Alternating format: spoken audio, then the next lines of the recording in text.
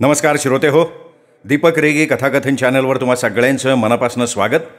श्रोते हो, तुम्ही ऐकताय सोपान खुडे यांची गैराट ही कादंबरी आणि आज भाग 10. निवडणुकीतला पराभव दत्ताच्या चांगलाच जिव्हारी लागला होता. त्याचं कशातच मन लागत नव्हतं. दारूची नशा तर तो उतरूच देत नव्हता. तासनतास एका जाग्यावर बसून गंभीरपणे तो विचार करत असायचा. आपला पराभव झालाय हे स्वीकारायला त्याचं मन तयारच होत नव्हतं. सगळं जग त्याला उदास भकास वाटत होतं. आपण कुठे चुकलो, कुठे कमी पडलो याचा तो मनातल्या मनात आढावा घेत होता.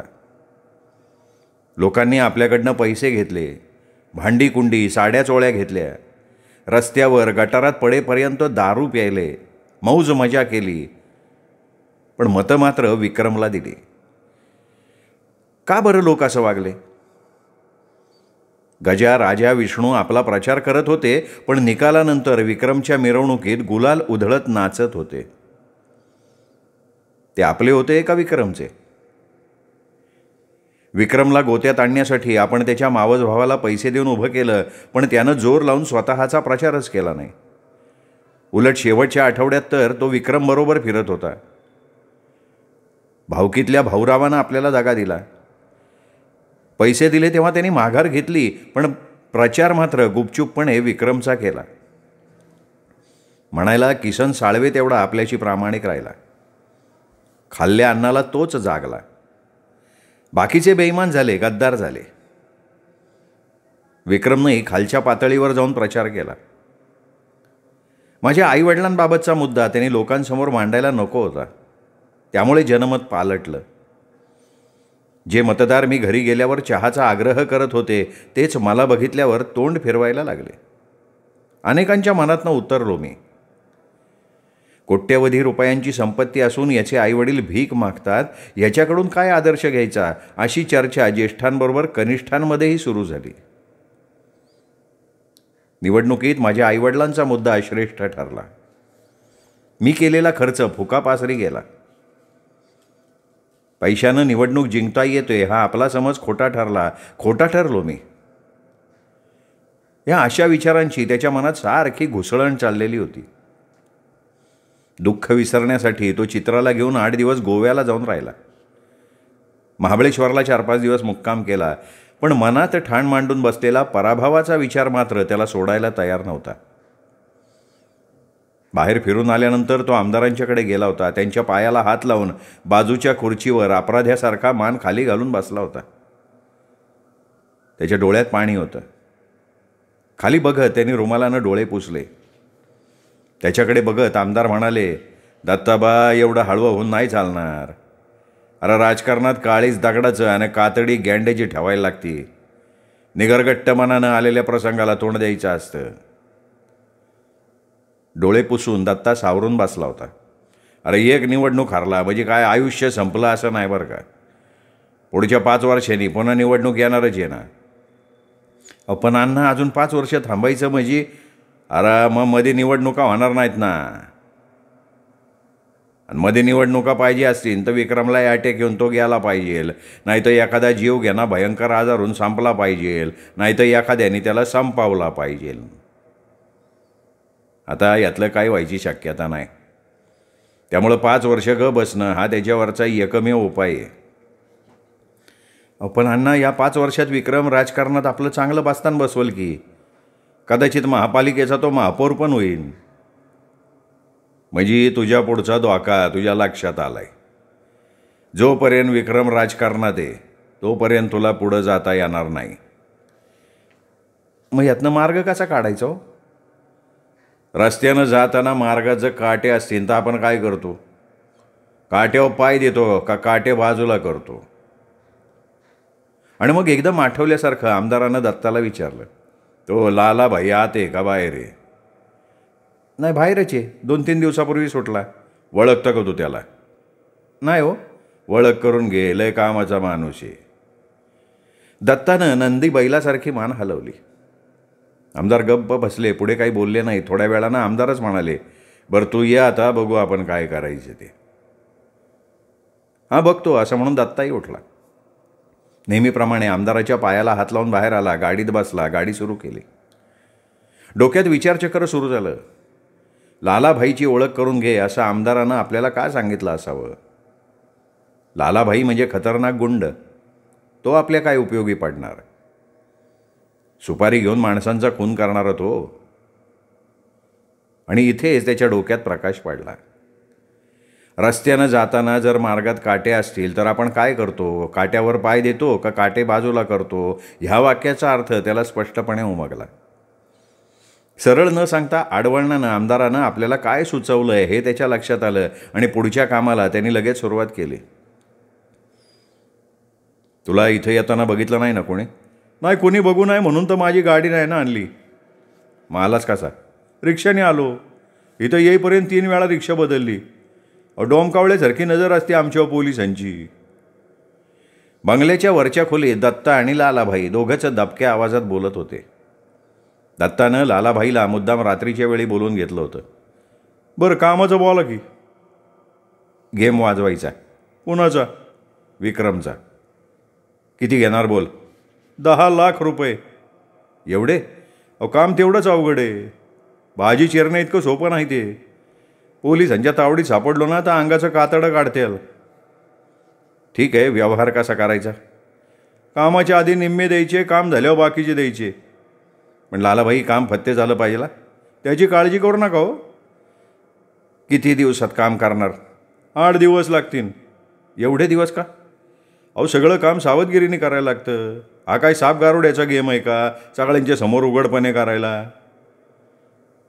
ठीक आहे, तू थांब खाली हॉलमध्ये, मी आलो पैसे घेऊन. दत्ताच्या सांगण्यानुसार लालाभाई हॉलमध्ये येऊन बसला. पावलांचा आवाज आला म्हणून अनितानं पडद्याआडनं हळूच डोकावून बघितलं. तांबरलेल्या डोळ्यांचा, पिंजारलेल्या केसांचा आणि पाषाणासारख्या काळ्या रंगाचा हा माणूस कोण आहे हा प्रश्न तिच्या मनात उभा राहिला. थोड्याच वेळात दत्ता खाली हॉलमध्ये आला, लालाभाईच्या हातात पैसे ठेवले आणि पुन्हा एकदा त्याला कामाची आठवण करून दिली. बिनधास्त रहा असं आश्वासन देऊन लालाभाई बंगल्याच्या बाहेर पडला. दत्तानी पटकन दार लावून घेतलं. हॉलमध्ये येऊन अनितानी त्याला विचारलं, कोण होता तो? तिचं विचारणं दत्ताला आवडलं नाही. तो तिच्यावर केक असला. तुला काय करायचे? नको तिथं कशाला नाक उपसती तू, चल हो आत. दत्तानी तिला स्वयंपाकघरात ढकलली. आता विक्रम या जगात राहणार नाही. राजकारणातला आपल्या मार्गातला अडथळा दूर होणार. या आनंदात त्यांनी कपाटातनं दारूची बाटली बाहेर काढली. आनंदानं बेहोश होऊन त्यांनी दारूचा ग्लास भरला, घशाखाली रिकामा केला. 1, 2, 3. तो नुसता पीत होता. न जेवता बसल्या जागेवरच नंतर आडवा झाला. हवालदार, ओ हवालदार साहेब, हवालदार साहेब ओ. दत्ता कस्टडीचे लोखंडी गज दोन्ही हातांनी धरून मोठ्यानं ओरडत होता. तसा बाहेर तंबाखू चोळत बसलेला कॉन्स्टेबल त्याच्यावर खेक असला. ए भाडे, का बॉम्बाल तो रे? मला लगवीला आली साहेब. मग तिथंच कॉपरे झक मार की, वरडतो कशाला? अहो, इथं काय दिसतच नाही. मग काय तुझ्यासाठी तिथं विद्युत रोषणाई करायला पाहिजे का? काय तुझं घर आहे हे का पंचतारांकित हॉटेल आहे? तिथं मूत आणि तिथं झोप. रात्रीचे 12 वाजून गेले, बिनकामी कुत्रेवाणी विवळू नको काय? लालाभाईला पैसे दिल्यापासून दत्ता विक्रमच्या खुनाची वाट बघत होता. त्याच्या मृत्यूची बातमी ऐकण्यासाठी दत्ताचे कान आतुरले होते. एक दिवस वर्तमानपत्रात ठळक अक्षरात बातमी छापली आली, खुनी लालभाईला अटक. पहिल्या पानावरची ती बातमी बघितली आणि दत्ता आदाच्यासारखा ती बातमी वाचायला लागला, पण त्याची भयंकर निराशाच झाली. लालाभाईंनी विक्रमचा नाही तर टायगरचा खून केला होता. टायगर हा लालाभाईच्याच टोळीतला. पैशाच्या वाटणीवरनं दोघांमध्ये धुसफूस सुरू होती. एका रात्री दोघांमध्ये कडाक्याचं भांडण झालं. रागारागानं लालाभाईनं त्याच्या डोक्यावर बियरची बाटली फोडली. त्यात टायगरचा जीव गेला. लालाभाईला अटक झाली. ही बातमी वाचली आणि दत्ताला लालाभाईचा प्रचंड राग आला.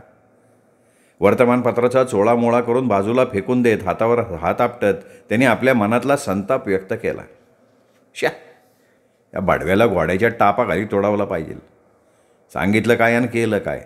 आता पैसे बी बॉम्बलले आणि कामही बॉम्बललं. बसा आता बॉम्बलत. मनाला शांत करण्यासाठी त्यांनी कपाटातनं दारूची बाटली काढली. सकाळी सकाळी त्यांनी प्यायला सुरुवात केली.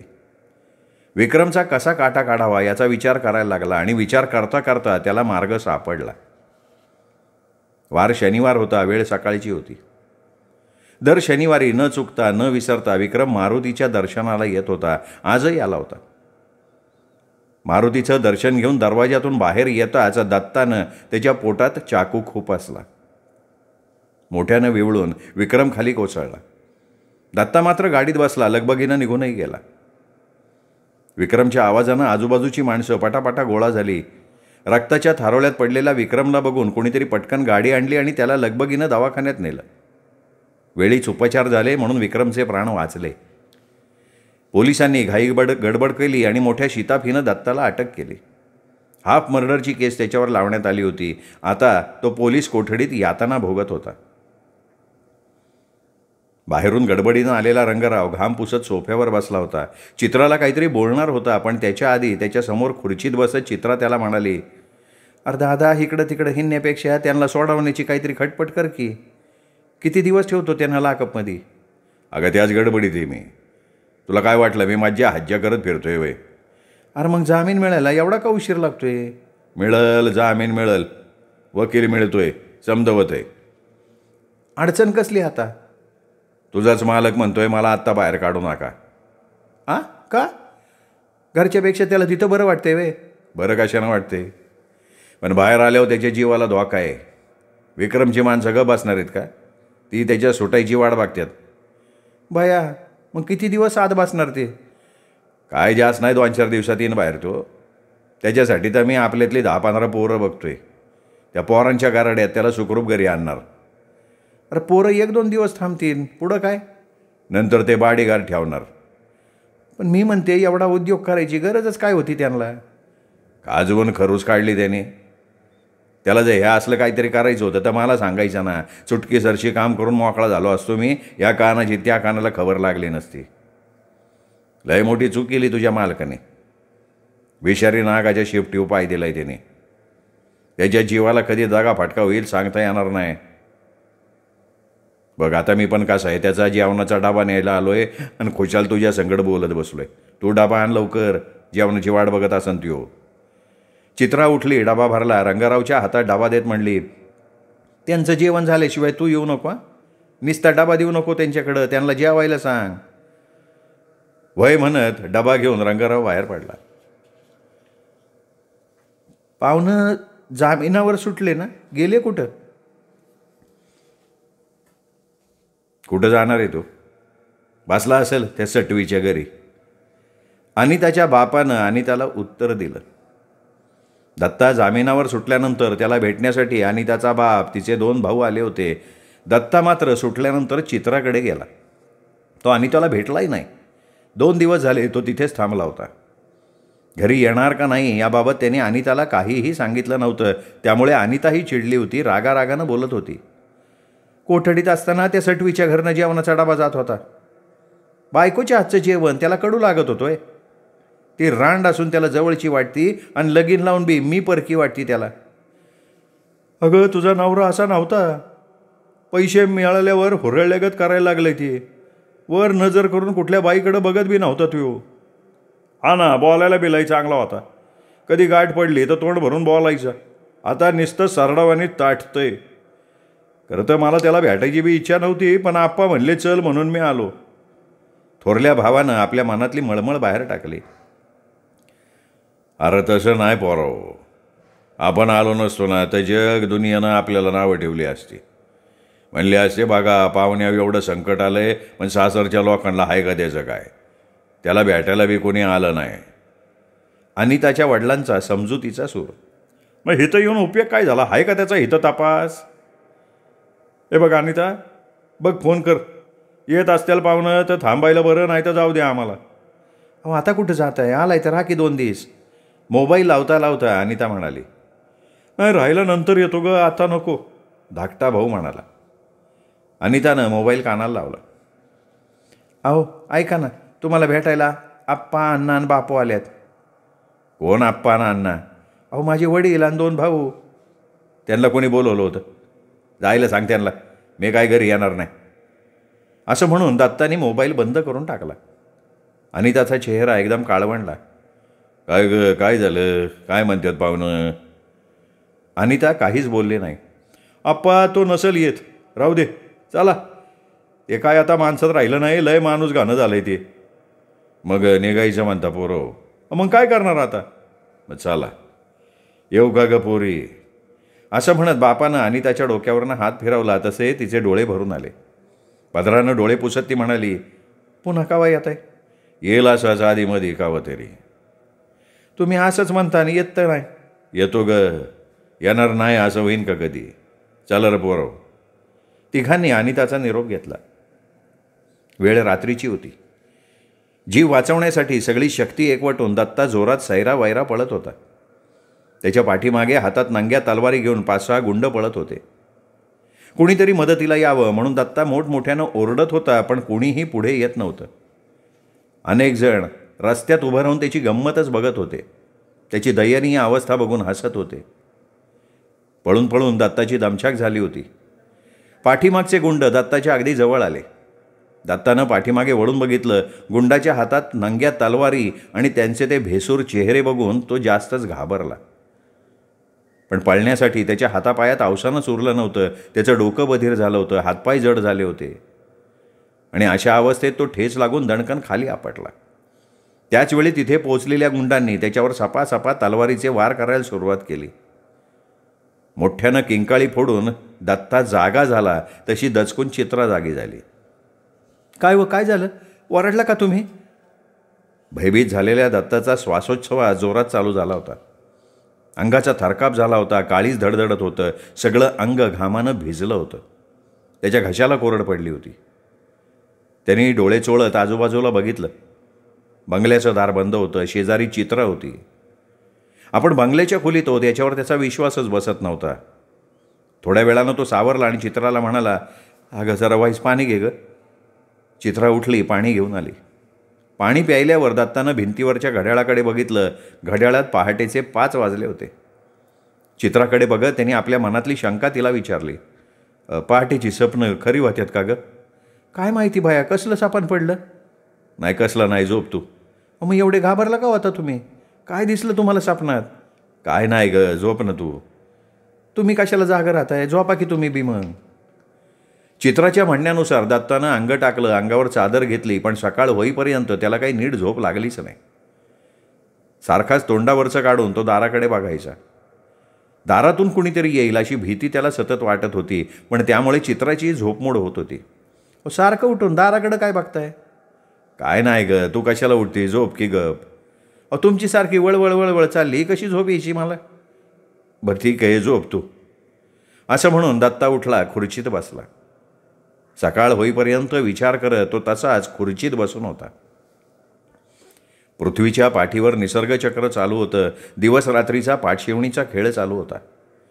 उगवलेला दिवस मावळत होता. रात्रीचा अंधार पसरत होता. सूर्य पुन्हा पृथ्वीला प्रकाशमान करत होता. भविष्यकाळाचा वर्तमान काळ आणि वर्तमान काळाचा भूतकाळ होत चालला होता. दिवस जात होते, महिने सरत होते. बघता बघता 3 वर्ष काळाच्या उदरात गडप झाली. 3 वर्षाच्या कालपटलावर अनेक घडामोडी घडून गेले. दत्ता परिस्थितीच्या चक्रात अधिकच अडकत गेला. आर्थिक खर्च वाढत होता. वाढत्या खर्चानं पराभूताचं जीवन त्याच्या नशिबी आलं होतं. 3 वर्षाच्या कालावधीत दत्ता बॉडीगार्डच्या संरक्षणात वावरत होता. त्यासाठी त्यांनी 2 बॉडीगार्ड ठेवले होते. जास्तीत जास्त दिवस तो चित्राच्याच बंगल्यात राहत होता. कधीतरी तो आपल्या घरी रात्रीच्या वेळी कुणालाही माहीत न होता जात होता. 3 वर्ष तो भीतीच्या सावटाखाली वावरत होता. विक्रमचे मारेकरी आपल्यावर कधीही हल्ला करतील याची भीती त्याला सारखी सतावत होती, म्हणून तो नेहमी सावधगिरी बाळगत होता. 2 बॉडीगार्ड्सच्या बरोबर रंगरावनं आणलेली 10-15 पोरंही सतत त्याच्याबरोबर असायची. त्या सगळ्यांचा दारूचा, जेवणाचा खर्च दत्ताला करावा लागत होता. गावच्या जत्रेचा खर्च तोच करत होता. आर्थिक परिस्थिती डबघाईला येऊनसुद्धा केवळ प्रतिष्ठेसाठी तो जत्रेचा खर्च करत होता. निवडणुकीच्या काळात अंगावरचे दागिने मोडले होते, ते पैसे संपले. आता त्यानं अगरवाल शेठला आपला बंगला गहाण ठेवला. त्याच बंगल्यात दत्ता भाड्यानं राहत होता. दुष्काळात 13वा महिना असा की चित्राच्या आईवडिलांची दोघांची एकाच वेळी हृदयाची शस्त्रक्रिया झाली होती. त्याला 6-7 लाख रुपये खर्च झाला होता. तोही खर्च अर्थात दत्तानंच केला. केसच्या तारखा सुरू झाल्या होत्या, त्याचाही खर्च. त्यात पोलीस, फौजदार, वकील हे सुद्धा वाटेकरी. चित्राला खुश ठेवण्यासाठी अधूनमधून तो सोन्याचे दागिने घेत होता, भारी किमतीच्या साड्या घेत होत्या. काहीतरी कारणं सांगून दर महिन्याला 8-10 हजार रुपये रंगराव दत्ताकडनं घेतच होता. त्यामुळे दिवसेंदिवस आर्थिक बाबतीत दत्ताचा पाय घसरतच चालला होता. 3 वर्षांनंतर दत्ताची केस कोर्टात उभी राहिली. साक्षी पुरावे तपासून झाले आणि दत्ताला 7 वर्ष सक्षम कारावासाची शिक्षा झाली. त्याची रवानगी येरवड्याच्या तुरुंगात झाली. दत्ताला 7 वर्षांची शिक्षा झाली हा आनंद साजरा करण्यासाठी विक्रमनं लावण्यांचा कार्यक्रम आयोजित केला होता. रंगमंचावर लावण्याचा धुमाकूळ सुरू होता. गजा, राजा, विष्णू आणि इतर अनेक जण दारू पिऊन तर्राट झाले होते. लावणीच्या ठेक्यावर रंगमंचाच्या खाली ते सुद्धा अंग वेडं वाकडं करून नाचत होते. सगळ्यांच्याच आनंदाला उधाण आलं होतं. दुसऱ्याच्या दुःखात सुख मानणारा विक्रम नव्हता. फक्त आमदाराला खिजवण्यासाठी त्यांनी हा कार्यक्रम आयोजित केला होता. दत्ताला विक्रमच्या विरोधात उभं करण्यात आमदारानं महत्त्वाची भूमिका बजावली होती. वेळोवेळी विक्रमच्या विरोधात दत्ताला भडकवायचं काम आमदारच करत होता हे सत्य आता लपून राहिलेलं नव्हतं. निवडणुकीमध्ये आमदारानं विक्रमचा प्रचार केला असला तरी छुप्या पद्धतीनं दत्तालाही मदत केली होती. ह्या सगळ्या गोष्टी विक्रमला समजल्या होत्या. म्हणूनच विक्रमनं निवडणुकीनंतर विजयोत्सव साजरा करताना आमदाराला आमंत्रित केलेलंच नव्हतं. आपल्यावर दत्तानं हल्ला केला त्याच्यामागेही आमदाराचाच हात आहे याची विक्रमला पूर्ण कल्पना होती. आमदाराच्या या अशा कृत्यांमुळे विक्रम आमदाराला 4 हात लांब ठेवत होता. विक्रमवर हल्ला केल्यानंतर दत्ताला वाटत होतं की विक्रमची माफी मागून ते वैर संपवावं. सल्ला घेण्यासाठी दत्ता त्यावेळी आमदाराकडे गेला. आपल्या मनातले विचार त्यांनी आमदारापुढे मांडले. त्यावेळी त्याला मार्गदर्शन करताना आमदार म्हणाले, "अरे दत्ता, तुला काही येडबेड लागले काय? विक्रमची माफी मागितल्यावर तो तुला माफ करेल असं वाटते तुला? त्याच्या मनातला तुझ्याबद्दलचा राग निघून जाईन अशी तुला खात्री वाटते का? आपल्या मनात आता कसलाही वैरभाव नाही. आपल्या दोघातलं शत्रुत्व संपलंय असं तो वर दाखविल. फक्त तुला करल बेसावध आणि तुझ्या बेसावधपणाचा फायदा घेऊन तुझा काटा काढून टाकल त्यो. हे बघ, त्याच्या शरीरावरच्या जखमा बऱ्या होतील पण मनाला झालेली जखम सतत सलत राहीन. ती जखम तुझा सूड घेतल्यानंतरच शांत होणार. तू हा विचार करू नको, स्वतःहून त्याच्या जाळ्यात अडकू नको आणि स्वतःचा जीव धोक्यात घालू नको. सांगायचं काम केलंय मी, ऐकायचं का नाही ते तुझं तू ठरव." दत्तानं आमदाराचा सल्ला मानला. तो विक्रमकडे माफी मागण्यासाठी गेलाच नाही. मिटणारं वैर तसंच पुढे चालू राहिलं.